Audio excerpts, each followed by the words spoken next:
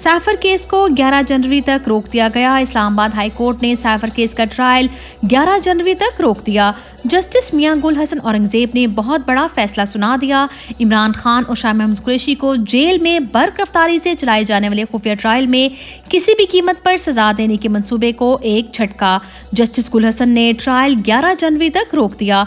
वो दौरान समाअत बार बार सैफर केस के सिलसिले में सुप्रीम कोर्ट के हालिया फैसले का हवाला देते रहे। शाह महमूद कुरैशी को दोबारा अडयाला जेल भेज दिया गया। आज शाह महमूद कुरैशी को गैर कानूनी तौर पर गिरफ्तार करने वाली पुलिस ने हथकड़ियां पहनाकर अदालत में पेश किया और मजीद जिस्मानी रिमांड लेने की कोशिश की, लेकिन ड्यूटी जज ने मुस्तरद करते हुए उन्हें अडयाला जेल भेज दिया। उनकी जमानत की दरख्वास्त दोबारा दायर की जाएगी। शाह महमूद कुरैशी आज अदालत और जेल में ले जाने वाली गाड़ी में भी विक्ट्री का निशान बनाते रहे। इमरान खान जेल में जैसे पिकनिक करने आए हों।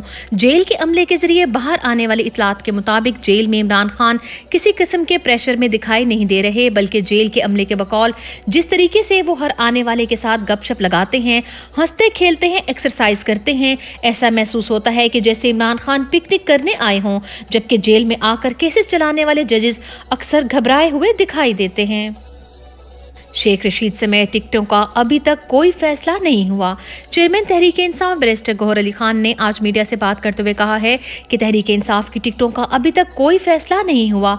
टिकटों की अभी कोई लिस्ट शेयर नहीं की गई। जब फाइनल कर लेंगे तो प्रेस कॉन्फ्रेंस करके मुकम्मल तफसीलात फराहम करेंगे, तभी नाम फाइनल होंगे। 2 से 4 दिन में टिकटों का फैसला हो जाएगा। शेख रशीद से मुतल्लिक भी अभी कोई फैसला नहीं हुआ। उन्होंने मजीद कहा कि किस पार्टी के साथ इत्तेहाद करना है या नहीं करना, इसका अभी फैसला नहीं हुआ। फिलहाल हम हर सीट से अपने उम्मीदवार खड़े करने की पॉलिसी पर गामजन हैं।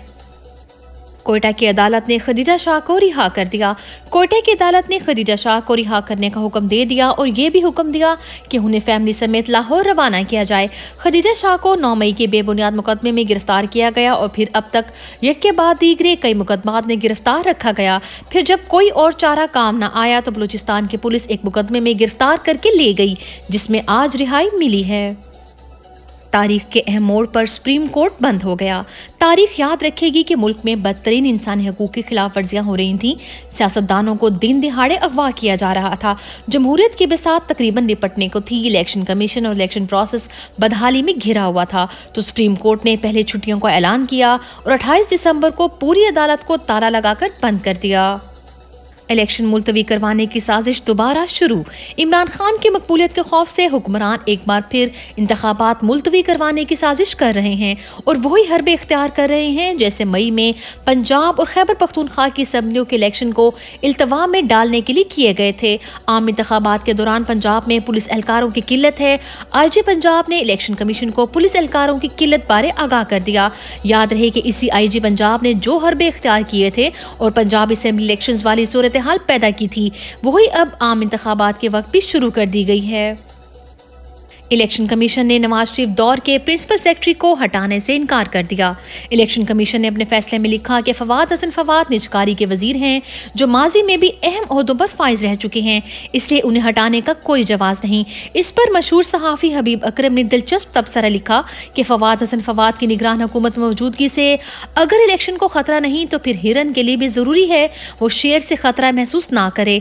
आइंदा हिरन ने शेर पर बदएतमादी का इजहार किया तो तौहीन अदालत का मुर्तकिब समझा जाएगा। याद रहे कि फवाद हसन फवाद PIA को ओने पोने बेचने का अमल शुरू कर चुके हैं। अब ये कौमी इदारा किसको बेचा जाएगा, ये फैसला नवाज शरीफ के खासुल खास फवाद हसन फवाद करेंगे। कागजात की स्क्रूटनी में इंतजामी धौंस धांधली जारी। तहरीक इंसाफ के अरकान के कागजात नामजदगी के वक्त इंतजामी धौंस की एक और वाज़ेह मिसाल। मियां असलम इकबाल ने अपने एक ट्वीट में लिखा कि आज पौने 11 बजे हमारे कागजात नामजदगी हल्का PP 171 की स्क्रूटनी का वक्त था, मगर चोरों और डाकुओं को मनचाही लेवल प्लेइंग फील्ड मुहैया करने के लिए इस वक्त पंजाब पुलिस और ब्यूरोक्रेसी के जरिए आईन और कानून की धज्जियां बिखेरी जा रही हैं और पाकिस्तान के मुहिब वतन शहरियों को बुनियादी हकूक से محروم کیا جا رہا ہے۔ یہ ہر پاکستانی شہری کا حق ہے کہ اسے انتخابات میں حصہ لینے کا صاف اور شفاف موقع دیا جائے، مگر حالات یہ ہیں کہ پولیس کی بھاری نفری آرو دفاتر کے باہر تعینات ہے۔ ہمارے حلقے P P 171 H O D S P اور ایس پی تک عوام کی حفاظت کا ذمہ چھوڑ کر آرو دفتر کے باہر پہرا دے کر کھڑے ہیں تاکہ ہم اپنے کاغذات نامزدگی کی اسکروٹنی کے لیے حاضر نہ ہو سکیں۔ بدماشی کی مثال قائم کرتے ہوئے میرے تجویز اور تائید کنندہ کے شناختی کارڈز تک چھین لیے گئے ہیں۔ الیکشن کمیشن کو بھی درخواست دے چکا ہوں۔ اس شرمناک کردار پر اعلیٰ عدلیہ کو نوٹس لینا چاہیے اور چیف سیکرٹری اور آئی جی پنجاب کے خلاف قانونی کارروائی کرنی چاہیے۔ وکلا کی مسلسل کوششوں سے کچھ ارکان کی رہائی ممکن ہو رہی ہے۔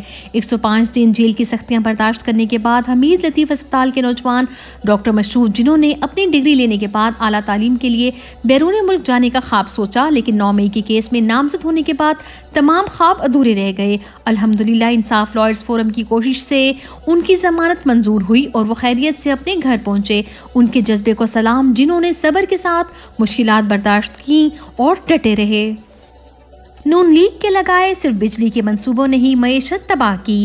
نون لیگ نے بجلی کے ایسے منصوبے لگائے ہیں کہ پاکستان کی ساری معیشت ہی صرف اس شعبے کی وجہ سے برباد ہو گئی۔ بجلی پیدا کرنے کی 40,000 میگا واٹ کی صلاحیت ہے، لیکن لوڈ شیڈنگ پھر بھی ہو رہی ہے اور بل 300 گنا زیادہ آ رہے ہیں، جبکہ ایک بار پھر اسی سپر لاڈلے کو مسلط کرنے کے لیے سارے ملکی ادارے ہر غیر قانونی طریقہ اختیار کرتے ہوئے نظر آ رہے ہیں۔ عمرکوٹ میں عوام نے خوف کے بت توڑ دیے۔ عمرکوٹ کی عوام خوف کے بت توڑ کر نکل آئی۔ کل راولپنڈی پولیس کی جانب سے شاہ محمود قریشی کی تذلیل اور گرفتاری کے بعد عمرکوٹ میں پاکستان تحریک انصاف کے کارکنان نے شہر میں پرامن احتجاج کیا۔